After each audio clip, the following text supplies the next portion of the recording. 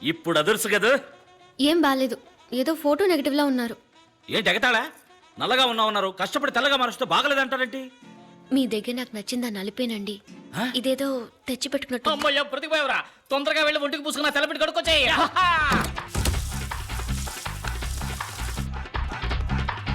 మరి ఎందుకండి నల్లగా ఉన్నారు? క్షమించండి, నేను చెప్పిన దాన్ని మీరు ఇంత సీరియస్గా తీసుకుంటారని నేను అనుకోలేదు. నేను తిరస్కరించడానికి నిజమైన కారణం నలుపు కాదండి, జాతకం. చిత్త మృగశీర్ష ధనిష్టలకు వివాహంబు జరిగనేని సత్యము వరుణకు మరణ ప్రాప్తి, తప్పదు వధువుకు వైధవ్య ప్రాప్తి అని సుఖమహర్షి చెప్పారు. అబ్బాయి శివాజీది చిత్త, అమ్మాయి ఉమాదేవిది ధనిష్ట. దీన్ని రజ్జు దోషం అంటారు. 13 పొంతనల్లో ఏ పొంతన ఎలా ఉన్నప్పటికీ రజ్జు పొంతన చాలా ముఖ్యం. ఈ 2 జాతకాలకు పొంతన కుదరదు. వీరిద్దరి జాతకాల్లోనూ జన్మ లగ్నం నుంచి 2, 7, 9 స్థానాల్లో పాపగ్రహాలున్నాయి. భరించలేని ఆర్థిక ఇబ్బందులు ఎదురవుతాయి. అమ్మాయి వల్ల అబ్బాయికి గండం ఉంది. కాదు కూడదని మీరు పెళ్లి చేస్తే అబ్బాయి ప్రాణాలకే ప్రమాదం. ఏమిటి అంత మాట అన్నారు? ఇవిగో చూడండి, నాలుగు మీద మచ్చలు. నా వాక్కు భరిస్తుంది. మంచి చేయడానికి వచ్చారు. నన్ను పెళ్లి చేసుకోవడం వల్ల మీకే చెడు జరగకూడదనే నేను అలా చెప్పాను. ఇంతేనా? ఇదా సమస్య? అయ్యో, మా జ్యోతిష్కుడు ఏం చెప్పాడు తెలుసా? నేను మిమ్మల్ని పెళ్లి చేసుకుంటే ఇప్పుడు 200 కోట్లీశ్వరునైన నేను 1000 కోట్లీశ్వరుని అవుతానంట. సెకండ్ ఒపీనియన్ కోసం రాజమండ్రి సిద్ధాంతి గారిని అడిగాం. ఆయన ఉన్నారో చెప్పనా? ఆల్రెడీ ఈ 2 జాతకాలకి పెళ్ళైపోయింది, కవల పిల్లలు ఆన్ ది వే అన్నారు. ఇందులో ఏది నమ్ముతారు? ఇవన్నీ పట్టించుకుంటే మనం ప్రశాంతంగా బతకలేం. నాకు మీరు నచ్చారు, మీకు మరి మధ్యలో ఇవన్నీ ఎందుకు? చచ్చే రోజు తెలిస్తే మనం బతుకుతున్న రోజు నరకం అవుతుంది. సంతోషమేనండి ముఖ్యం. నన్ను పెళ్లి చేసుకోవటం మీకు సంతోషమేగా? కూల్. స్వస్తి శ్రీ చాంద్రమాన వ్యయనామ సంవత్సర వైశాఖ శుద్ధ దశమి గురువారం నాడు శ్రీ రామలింగం గారి ఏకైక పుత్రిక చెలసో ఉమాదేవికి, సుభాష్ నగర వాస్తవ్యులు శ్రీ బలరామయ్య గారి ఏకైక పుత్రుడు చిరంజీవి శివాజీకి వివాహం జరుపుటకు పెద్దలు సుముహూర్తం నిశ్చయించడమైనది. శాసనసభలో పాలకపక్షం మీద ప్రవేశపెట్టిన అవిశ్వాస తీర్మానం నెగ్గిన కారణంగా గవర్నర్ ప్రతిపక్ష నాయకులను ప్రభుత్వం ఏర్పాటు చేయవలసిందిగా ఆహ్వానించి 10 రోజుల్లో మెజారిటీ నిరూపించుకోవాల్సిందిగా గడువు విధించారు. ఈ నేపథ్యంలో అన్ని ప్రభుత్వ శాఖలకి నూతన మంత్రుల చేత గవర్నర్ పదవీ ప్రమాణ స్వీకారం చేయించబోతున్నారు.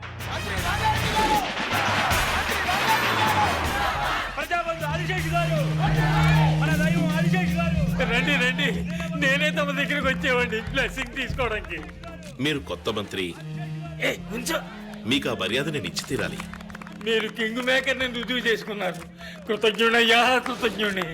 కృతజ్ఞత మాటల్లో కాదు, చేతల్లో ఉండాలి. అయ్యా, తమరు ఆదిశేషులైతే నేను అల్శేషనయ్యా. జీవితాంతం తోకాడిస్తూ పడి ఉంటా.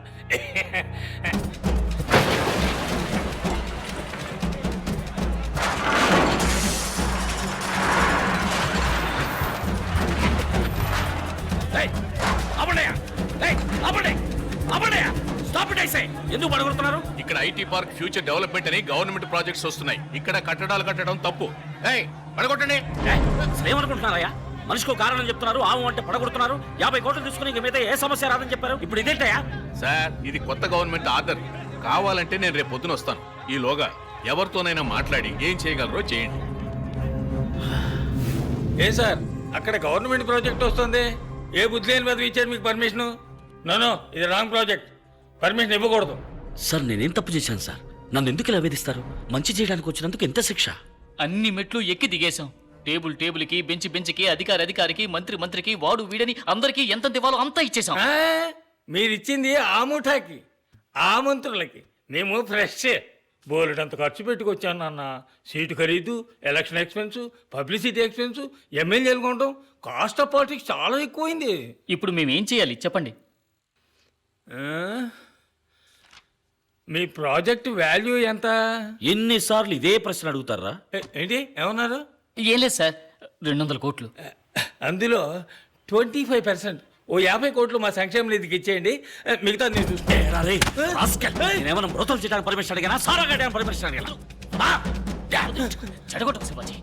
గాంధీకి మండపం కట్టాలన్నా కూడా వీళ్ళు డబ్బులు అడుగుతారు. రే మామ నోడ్రా లై పర్మిషన్ ఇవ్వటం కుదురుతుందా కుదరదా?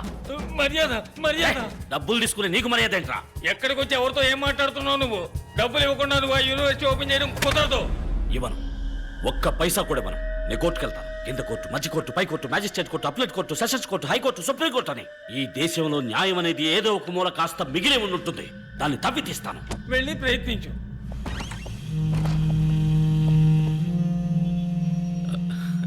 ఏం శివాజీ ఎలా ఉన్నారు? మీ యూనివర్సిటీ పనులన్నీ ఎంతవరకు వచ్చాయి?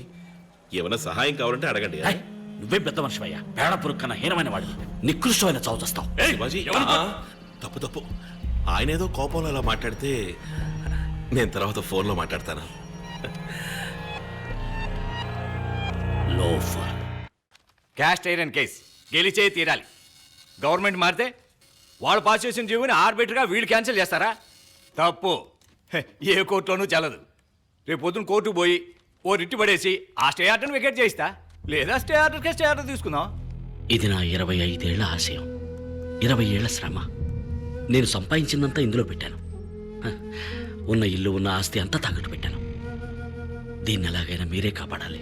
దిగులు పడకండి. అన్ని ఫైల్స్ మీద సంతకాలు పెట్టి అప్రూవ్ అయిన తర్వాతే కదా స్టార్ట్ చేశారు. నేను చూసుకుంటాను. సుందరం సార్ ఫీజు సంగతి తర్వాత చూసుకుందాం. కొంచెం అడ్వాన్స్ ఇచ్చాను మనం. ఎంత సార్? 20 lakhs. 20 లక్షల? 200 కోట్ల ప్రాజెక్ట్ కాపాడబోతున్నానుగా. బ్యాంకులోనూ డబ్బు లేదు. ఓవర్ డ్రాఫ్ట్ లిమిట్ కూడా దాటేశాను.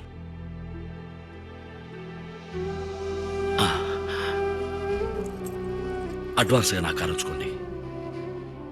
ఏంటండి ఇది ఇరకాటంలో పెట్టారే? అయ్యయ్యో, మీరేం ఫీల్ అవ్వకండి. నేనేమన్నా పుట్టేటప్పుడు కారులో పుట్టానా? చిన్న వయసులో చెప్పులు లేకుండా నడిచాను, బస్సుల్లో ప్రయాణించాను.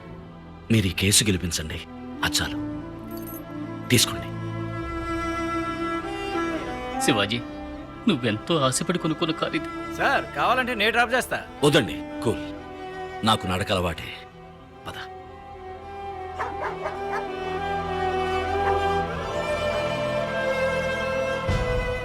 మీరు శివాజీ ఫౌండేషన్ స్టార్ట్ చేసే ముందు అన్ని ప్రభుత్వ శాఖలు అనుమతి నిరాకరించింది నిజమేనా?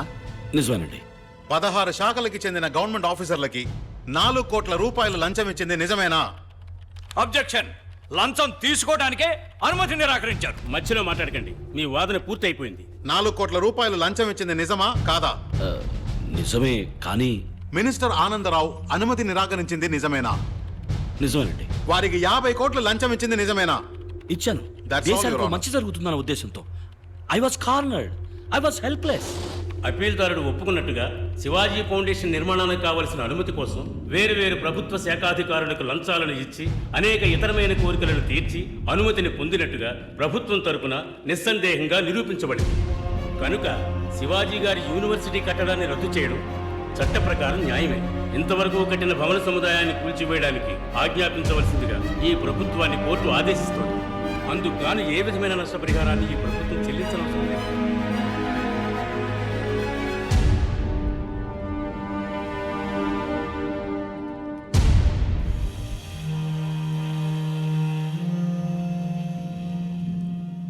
చూసారా శివాజీ గారు ఎంత పని జరిగిందో?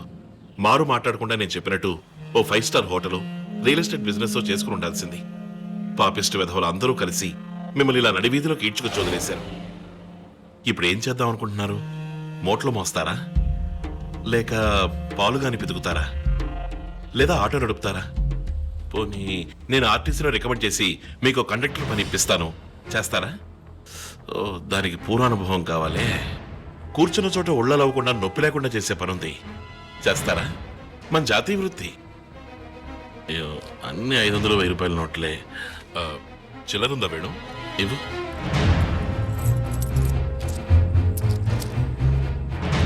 అమ్మా తల్లి జగన్మాత, వీరు చేయబోయే పని విజయవంతం కావాలమ్మా. నా హస్తవాసి చాలా మంచిది. మొదటి బోణి నేనే చేస్తాను.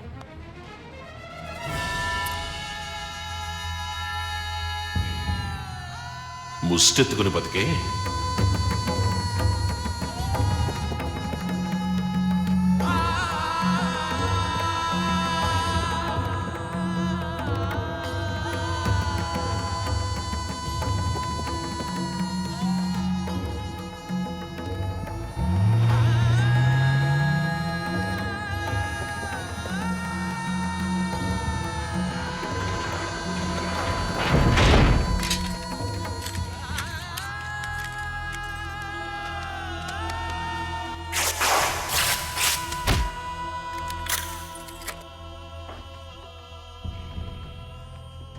ఎక్స్క్యూజ్ మీ సార్, ఈ ఇల్లు, మిగతా ప్రాపర్టీస్, ఇక్కడున్న వస్తువులు అన్నిటికీ వెలకట్టినా కూడా మీరు తీసుకున్న అప్పుకి సరిపోదు సార్. వాల్యుయేషన్ పూర్తయ్యే వరకు ఈ ఇంట్లో నుంచి ఒక ప్రాపర్టీ కూడా బయటికి పోకూడదు. సారీ. మీ రోలెక్స్ కూడా మా లిస్టులో ఉంది సార్.